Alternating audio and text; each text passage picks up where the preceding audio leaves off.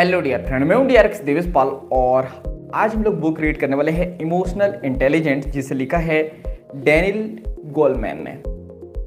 तो इससे पहले जो बुक हम लोगों ने रीड की थी, इमोशनल इंटेलिजेंस 2.0, इस बुक का सेकंड रूप है जो हम लोगों ने पहले पढ़ लिया। लेकिन इमोशनल इंटेलिजेंट को हम लोगों को बहुत अच्छे से समझना है, तो हम लोगों को ये बुक भी समझना होगा। देखो, इससे पहले जो बुक पढ़ी थी ना हम लोगों ने, जिसके 4 डायमेंशन बताए थे, अगर आपने उस पर काम कर लिया या किसी भी व्यक्ति ने उस पर काम कर लिया तो अपनी लाइफ को ट्रांसफॉर्म कर सकता है। तो चलिए आज की बुक को हम लोग रीड करते हैं, इमोशनल इंटेलिजेंट, जिसे लिखा है डैनियल गोलमैन ने। तो इनका कहना है कि आईक्यू जिस व्यक्ति का बहुत ज़्यादा है लेकिन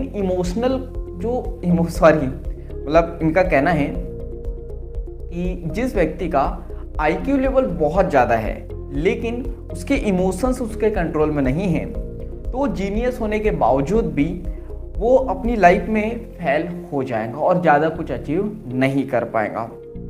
फिर कहते हैं ये कि जिनका एवरेज आईक्यू है, आईक्यू का फुल फॉर्म हम लोगों ने देख चुके थे पिछली बुक में, इंटेलिजेंट क्वोशेंट, और जिनका गुड ईआई है यानी कि इमोशनल इंटेलिजेंट, वो अपनी लाइफ में ज़्यादा बेटर परफॉर्म कर पाएंगे। यानी कि जिनको कम नॉलेज है लेकिन उन्होंने इमोशंस पर काम करके रखा है, तो वो अपनी लाइफ में बहुत बेटर कर पाएंगे। लेकिन जिनका आईक्यू लेवल बहुत हाई है, यानी उन्हें नॉलेज बहुत ज़्यादा है लेकिन उनका ईआई यानी कि इमोशनल इंटेलिजेंट लो है, यानी कि उन्होंने अपने इमोशंस पर काम करके नहीं रखा है, तो वो लोग ऑलमोस्ट फेल होते हैं। यानी वो लोग अपनी लाइफ में ऑलमोस्ट जो है फेल ही होते हैं, ज़्यादा कुछ अचीव नहीं कर पाते हैं।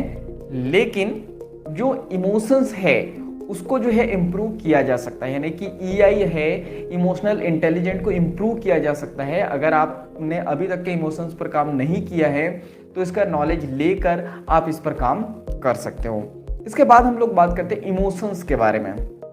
तो इमोशंस जो है हमारी लाइफ के बाकी एक्सपेक्ट को भी जो है इन्फ्लुएंस करते हैं।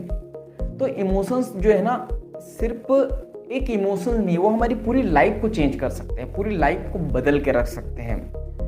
इमोशंस की बात करें तो लाइफ में एक भी सेकंड ऐसा नहीं होता है जो हम इमोशंस के बिना जीते हैं। तो हमारी लाइफ में इमोशंस का जो है बहुत इंपॉर्टेंट रोल है। तो जैसे कि कहा कि ये इमोशंस जो है पूरी लाइफ को चेंज कर सकते हैं, इन्फ्लुएंस कर सकते हैं। जैसे डिसीजन मेकिंग प्रोसेस, अगर आपके इमोशंस अच्छे नहीं हैं, अगर आपने इमोशंस पर काम करके नहीं रखा है, तो ये डिसीजन मेकिंग प्रोसेस को जो है चेंज कर देते हैं। आप सही डिसीजन नहीं ले सकते हो अपनी लाइफ में। इसके बाद ये आपके थॉट प्रोसेस को चेंज कर देता है, यानी कि अब जब आप गुस्सा होते हो तो आप उसी के बारे में सोचते हो और ज़्यादा गुस्सा होते हो। जब आप दुखी होते हो तो और ज़्यादा दुखी होते हो। जब आप खुश होते हो तो और ज़्यादा खुश होते हो और गलत एक्शन ले लेते हो, गलत डिसीजन ले लेते हो। इसका एक उदाहरण है कि जब आप सैड होते हो तो सैडनेस हमारे थॉट पैटर्न को जो है इन्फ्लुएंस करती है।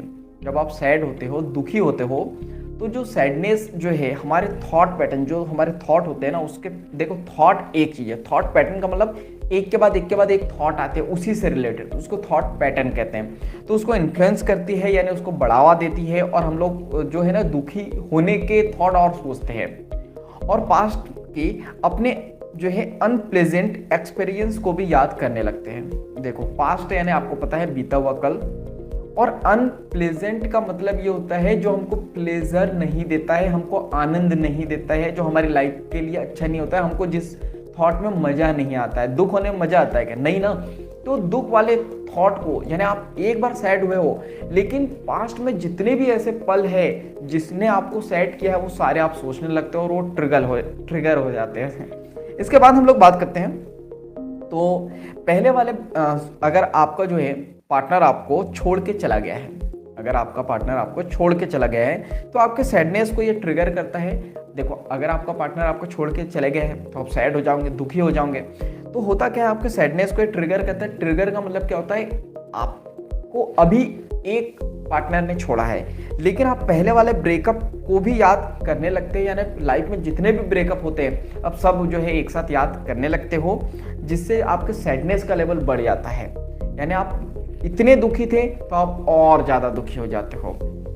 और आपको अपनी लाइफ मिजरेबल फील होने लगती है। मिजरेबल फील होने का मतलब क्या है कि ये आपको लाइफ जो है बहुत बोरिंग लगेगी, बहुत दुखी लगेंगे आप। फिर वो ऐसे थॉट आएंगे आपके माइंड में कि मेरे साथ क्यों होता है, हमेशा मेरे साथ होता है, मेरी लाइफ तो बहुत बोरिंग है, मेरी लाइफ तो बहुत प्रॉब्लमेटिक है, मेरी लाइफ में ही इतनी सारी प्रॉब्लम आती है, मेरे साथ बुरा होता है, भगवान मेरे साथ बुरा करता है, भगवान से मेरी क्या दुश्मनी, ऐसे थॉट माइंड में आने लगते हैं। तो कुल मिला के कि जब हम लोग इमोशंस पर काम नहीं करते हैं तो ये हमारे इमोशंस को ट्रिगर कर देता है। जब भी कोई ऐसी सिचुएशन आती है, अगर दुख का माहौल है तो ये हमारे माइंड को ट्रिगर कर देता है। पास्ट में जितने ऐसे थॉट है जिससे हम लोग दुखी हुए हैं वो सारे एक साथ ट्रिगर हो जाते हैं और हम लोग जो है बहुत ज़्यादा दुखी हो जाते हैं। ऐसा बोला जाता है ना, जैसे आपने भी कभी फील हुआ होगा कि आपको कोई कुछ बोल देता है तो आपको रोना नहीं आता है, लेकिन आप बैठ के सोचते रहते हो कि इसने तो मेरे को ये बोल दिया, वो व्यक्ति भी मेरे को ऐसा बोल देता है, वो फलाना व्यक्ति भी मेरे को ऐसा बोल देता है, सब लोग मेरे को वैसे ही बोलते हैं। यानी आप ऐसे थॉट जनरेट करते हो ताकि आपको आंसू आए और फिर आप रोने लगते हो। इसके बाद हम लोग बात करते हैं ब्रेन एंड इमोशंस के बारे में। ब्रेन और इमोशंस के बारे में हम लोग बात करेंगे। ब्रेन की बात करें तो ब्रेन जो है में ओल्ड पार्ट भी होते हैं और न्यू पार्ट भी होते हैं। ओल्ड पार्ट की बात करें तो ह्यूमैनिटी की शुरुआत के टाइम से है ये, यानी जब मानव की उत्पत्ति हुई थी तब से ब्रेन हमारे बॉडी में है, तो तब से ये है ही। तो ब्रेन तो सबसे ओल्ड पार्ट है।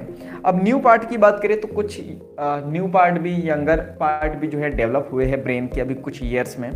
इसके बाद हम लोग बात करते हैं तो जो हमारे इमोशंस है, ये इमोशंस को कंट्रोल करता है कौन? हमारा ब्रेन। तो हमें अपने इमोशंस पर कंट्रोल करना है तो हमें क्या करना पड़ेगा? अपने ब्रेन पर काम करना पड़ेगा। इसके बाद हम लोग बात करते हैं इमोशंस की। तो ब्रेन में बड़े डीप लेवल तक के ये होते हैं, ये इमोशंस होते हैं हमारे ब्रेन के बहुत डीप लेवल तक के होते हैं और एलिमिनेट या फिर इग्नोर नहीं कर सकते इसे हम लोग। इनके होने का कुछ मतलब तो जरूर है। देखो, हम अपने इमोशंस को इग्नोर नहीं कर सकते हो। अगर आप इग्नोर करोगे तो आपकी लाइफ में प्रॉब्लम आएंगी ही आएंगी। बहुत सारे लोग बोलते हैं ना कि जब बहुत सारे लोगों से पूछते हैं कि लाइफ में क्या चल रहा है तो वो फिलोसॉफी वाली बात करने लग जाते हैं। लाइफ है, दुख तो आएगा ही, दुख जीवन का नाम ही है, सुख और दुख। देखो, ये सब ऊपरी बातें होती है। अगर आप अपने इमोशंस पर काम नहीं करोगे तो डेफिनेटली आपकी लाइफ में दुख तो आएगा ही आएगा। तो दुख हमारी लाइफ में, भावनाएं हमारी लाइफ में, इमोशंस हमारी लाइफ में बहुत इंपॉर्टेंट रोल अदा करते हैं और हमारे ब्रेन के बहुत डीप लेवल तक के ये होते हैं।